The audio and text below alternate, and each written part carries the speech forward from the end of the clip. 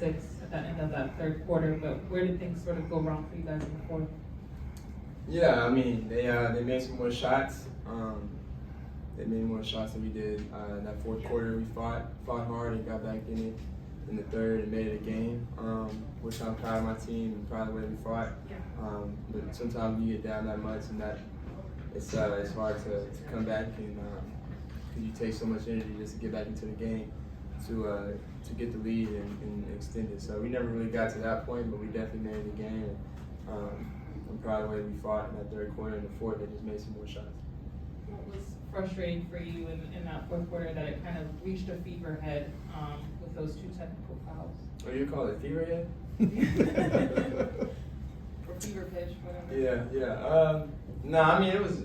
I think there was a lot of like plays throughout the game. Obviously, they're a physical team, and I mean I've had 2 teammates hurt this year in one game against them. Like I'm not going to call them dirty players or anything like that. I think they have a lot of really talented players, but there's a lot of plays and moments that guys want to try to be more physical and to the point where it's not even necessarily basketball at that point. So I think that's where the frustration got. And sometimes I take my frustration on the rest, not just for me, it's for my teammates. Like I see Dyson Daniels going. I mean, he may not be a household name yet, but he deserves the same amount of respect as some of these other guys. And if you see a foul, you should call the foul. And that's pretty much all it was for me. I mean, for me, it's just that.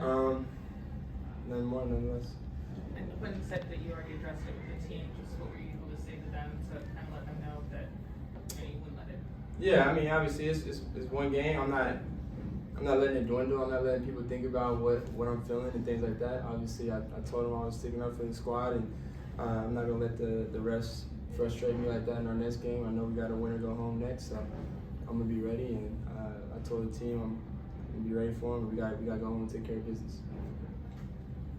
Hey Trae, obviously not the outcome you wanted, but just what can you take from this game? Because you guys don't have much time to dwell on this one. What can you take from this positive or negative thing for the next game? Yeah, I mean, you take away the positive in that third quarter, the way we fought, the way we got into the game, the way we got back into it. I think the aggressiveness that we had and the force we had on the offensive end, like when we caught the ball, we knew what we wanted to do and was very, very decisive on what we wanted to do. So I think that's something that we can take going into the next game and try to do it for 4 quarters. Trae, the elimination game where you have to win or go home, just talk a little bit about giving that to the Hawks, kind of like Oklahoma in college ball, where you have to win. Just talk a little bit about that. Yeah, I mean, it's definitely, obviously everybody knows that we've been a part of this quite a bit. I think this is going to be now our 6th game and the next one. So I've been a part of these, and I know how now it's win or go home. Obviously tonight we wanted to win, take care of business, but we didn't.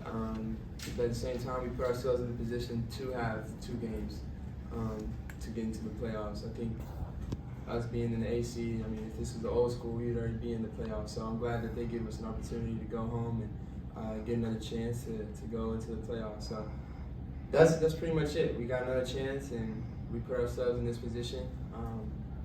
So now we got to take advantage of it. Obviously, this is a game of ebb and flows.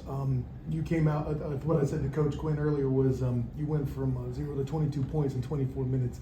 What was it you saw in the Magic defense to kind of tear that open, and are there lessons you could take from that to go into Friday? Yeah, I mean, they didn't blitz me as much as I thought they would early on in the game. Later in the game, they kind of did it a little bit scatteredly, but they didn't blitz me as much. And early in the game, obviously, I had to watch a lot of film. I mean, I figured that they would blitz me more, so it took me kind of a few possessions, a few minutes to kind of figure out how they were guarding me and things like that. So once I kind of figured that out, I even missed a few floaters in the first quarter that I thought were good shots and good looks. They just didn't go in. And but that's a time for me to be aggressive when the big is in the drop. And so if they were double teaming, I was ready for that. But they kind of switched it up to begin the game, and so it kind of took me a minute to figure out what kind of defense they had. Trae, just wondering, what did you see out of Mo? Obviously, him defending Paolo there, and just what did you see out of him defensively in the game? Yeah, I mean, obviously the game plan obviously was trying to make it as difficult as possible for their two head of the snakes and kind of force other guys to beat us. And I mean, you gotta give them credit. They did. They, I mean, came in and making some shots, and other guys, Wendell, had a hell of a game tonight on the boards and things like that. So you gotta give him credit. Things like that. So I mean, their role players did what they needed to do.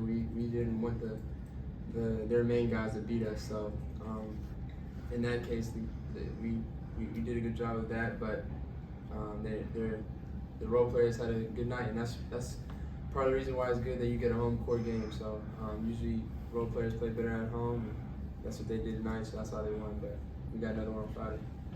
Thank you, Trae.